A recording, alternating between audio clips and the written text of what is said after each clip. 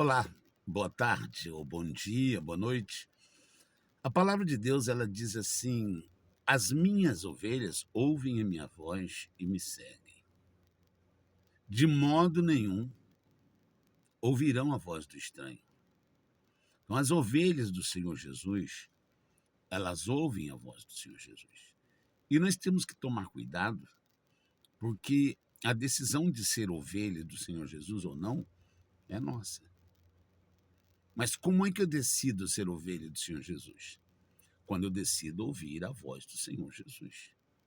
Nós não somos animais irracionais. Embora a Bíblia nos compare com ovelhas, mas diferente das ovelhas do reino animal, ou melhor, das ovelhas dos animaizinhos, né? Nós somos racionais. E a palavra de Deus diz assim: amarás o Senhor teu Deus de todo o teu coração, de toda a tua alma, de todo o teu entendimento, de todo o teu coração, com todas as tuas forças. Então, a nós ele deu o direito de escolha. Quando ele colocou Adão e Eva no paraíso, nós já falamos sobre isso várias vezes, ele deu-lhes a opção: no dia em que comer dessa árvore, morrereis. Não coma dela, porque se comer, vai morrer. Mas veio uma outra voz, que disse: coma, porque não vai morrer. Você vai ser beneficiado com isso. Mentira. Porque tudo aquilo que destoa da voz de Deus é mentira. E nós temos que tomar cuidado, porque essa voz, ela pode vir de várias fontes. Lá no paraíso, ela veio da boca da serpente. E Eva, Eva não percebeu que os animais não falavam. Ela não percebeu que os animais não se comunicavam, não vocalizavam a voz dela e de Adão? Como é que de repente a serpente começa a falar e ela não entendeu que aquilo era uma armadilha, não era normal, não era natural, uma coisa anormal que estava acontecendo? Que o certo seria ouvir a voz de Deus que foi passada, né, para ela pelo próprio Deus e pelo próprio marido Adão. Vem outra voz. Eu me lembro de uma canção que diz assim: eu preciso calar todas as vozes, menos a tua. Se eu te ouvir, eu vivo. Se eu te ouvir, eu prospero. Mas se eu não te ouvir, eu morro. Então, na voz de Deus, na palavra de Deus está a vida eterna. A vida eterna. Uma vez, o Senhor Jesus fez um discurso, quando ele disse assim: as pessoas o procuraram depois da multiplicação dos pães, e vai estar em João, capítulo 5 ou capítulo 6, por aí. E então ele disse assim: vocês estão me procurando porque eu dei pão para vocês comerem, né? Mas o pão que vocês têm que comer é o pão da vida. Aí eles disseram: Senhor, dá-nos sempre desse pão. Ele falou: o pão que vocês têm que comer é o pão da vida. Em verdade vos digo, quem não comer do meu corpo e não beber do meu sangue, não tem parte comigo. Então, os discípulos acharam muito pesado aquele discurso. Comer do corpo desse homem e beber do sangue. De certa forma, eles tinham um motivo, porque eles não podiam compreender aquilo ainda. Hoje, para nós, fica fácil. Para mim, para você que conhece a palavra de Deus, seja você evangélico, seja você católico, se você é cristão, se você se diz cristão, você conhece a palavra e entende o comer da carne de Jesus, né? Pelo menos a gente tem uma nuance disso quando a gente fala da Santa Ceia, ou na Igreja Católica fala da comunhão, né? Fala da hóstia. Mas naquele tempo eles não tinham ideia nenhuma. Como é que nós vamos comer a carne desse homem, beber o sangue dele? Esse discurso é muito duro. E eles não entenderam. E a Bíblia diz que os discípulos foram embora e deixaram Jesus. Mas ficaram 12. Então o Senhor Jesus vira para ele e diz assim: vocês também não querem ir embora? Podem ir. E então eles disseram, aliás, Pedro, né? Sempre Pedro. Pedro disse: Senhor, para onde iremos? Se o Senhor tem a palavra da vida eterna. Na verdade, Pedro entendeu o discurso do Senhor Jesus? Não entendeu. Ele também não entendeu, mas ele ficou. Mesmo não entendendo uma coisa, ele sabia. Eu não estou entendendo o que esse homem está dizendo a respeito de comer o corpo dele, beber o sangue dele. Eu não entendi nada. Mas eu sei que ele tem a palavra de vida. Porque eu vi ele curar, eu vi ele ressuscitar morto. Eu vi ele multiplicar pão, eu vi ele fazer nascer peixe onde não tinha. Então a palavra da vida está com ele. Eu entendendo ou não, eu vou ficar com ele. E acontecem coisas, desculpe, que às vezes nós não entendemos. Problemas, injustiça, perseguições, que nós não entendemos. Mas, entendendo ou não, a palavra de salvação está com o Senhor Jesus. Tem que ficar com ele. Nós vamos para onde? Para onde nós vamos fugir? Para onde Pedro ia? Para onde iria Pedro? Judas foi procurar ajuda dos sumos sacerdotes, porque a intenção dele era outra, era ganhar dinheiro, era a vida dele nesse mundo, era ter, né, dinheiro nesse mundo. Essa era a intenção de Judas, uma vida melhor nesse mundo. Ele não entendeu o propósito do Senhor Jesus, que ele fora chamado para fazer com que nascesse uma nação para Deus, pregar o evangelho.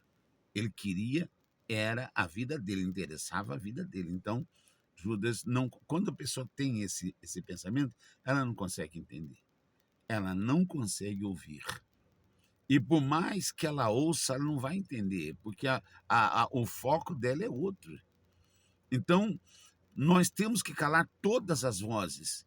Que vozes? Às vezes a nossa própria voz. Que essa é a mais perigosa. Sabe aquela voz que vem de dentro de nós, quando a nossa carne, a Bíblia diz assim, que mordei-vos e vos bateis, e há contenda entre vós, por causa da concupiscência que habita na vossa carne. Isso todo mundo tem. A carne, infelizmente, a gente não consegue descartá-la quando a gente é batizado nas águas. Nós passamos a ter a natureza divina, mas a natureza terrena não morreu. Nós continuamos a ter fome, precisamos vestir, precisamos morar, precisamos habitar sobre a terra. Mas nós temos que ter consciência que o Senhor Jesus diz assim, para não andar preocupado com essas coisas. O que havemos de comer, o que havemos de vestir, porque essas coisas é para os gentios que não conhecem a palavra. É para aqueles que são incrédulos, para os pagãos. Os pagãos é que se preocupam com essas coisas, o que eu vou vestir, o que eu vou beber, o que falam de mim. O que falam de mim, o meu nome, né? A minha credibilidade. E ficam preocupados o que vão dizer de mim, ou qual a posição eu ocupo, sobretudo você ou eu, nós que estamos à disposição da obra de Deus. O que será de nós? O que será de nós é que o Senhor Jesus vai tomar conta de nós. Ele diz assim, olhai as ervas do campo. Não tecem, nem fiam, mas em verdade eu vos digo, nem Salomão, em toda a sua glória, se vestiu como uma delas. E se Deus trata assim a erva que hoje está viva e amanhã é lançada no fogo, quanto mais a vós, homens de pequena fé, ou por outra, por que vos preocupais com o que é a vez de comer, com o que é a vez de beber? Se observai as aves do campo, não semeiam, nem guardam em celeiros, no entanto, o vosso Pai, ele diz para nós que o nosso Pai, o vosso Pai que está no céu, cuida delas. Todos os dias ela tem as comidas dela. E não se prende um pardal por um asse ou por centavos, né? Que o pardal é o passarinho mais sem valor. Ninguém dá um centavo num pardal. Mas Deus dá comida para ele todos os dias. E ele também não planta, ele também não colhe, não guarda em celeiro. Quanto mais vós, homens de pequena fé, o vosso Pai cuidará de vós. Então, se começarmos a dar ouvidos a outras vozes, nós vamos fazer como Adão e Eva. nós vamos perder aquilo que nascemos para ter. Adão e Eva nasceram para viver no paraíso para sempre, amigos de Deus. E eles perderam esse paraíso porque deram ouvido a outra voz. Só tem uma voz para a gente ouvir, a voz de Deus. E a voz de Deus, não importa o que façam, não importa o que digam, não importa como nos tratem, o mundo, as coisas, ou mesmo às vezes um irmão pode nos ser difícil de lidar, mas uma coisa nós temos que ter: ouvidos para a voz de Deus somente. Como ele diz, eu cuido de você. Não tem aquela música que diz, eu cuido de ti, eu olho para ti? Ele está cuidando de nós o tempo todo.